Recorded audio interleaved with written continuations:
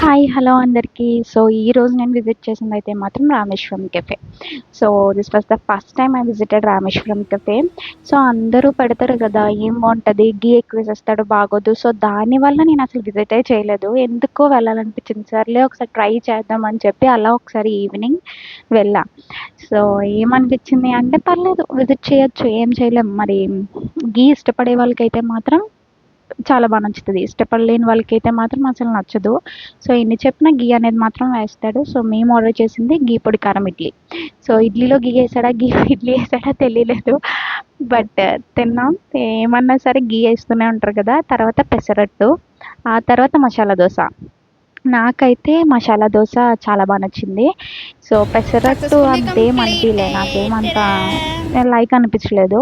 So బాగుంది. So ఒకసారైనా visit చేయండి తప్పకుండా.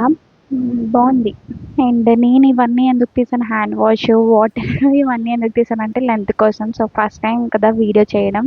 సో నాకు కొంచెం ఎంబారసింగ్గా అనిపించింది. అమ్మో, మనం వీడియో చేస్తే ఎవరు చూసి ఏమన్నా అంటారేమో, ఏమనరు ఆబ్వియస్లీ, ఎవరి లైఫ్ వాళ్ళది కాబట్టి.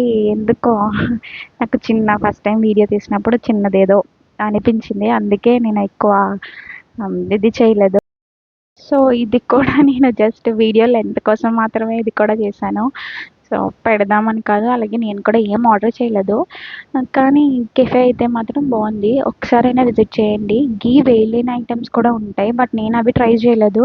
At least desserts or milk shakes, juices అవి ట్రై చేయడానికైనా సరే ఒకసారి వెళ్ళండి అంతే.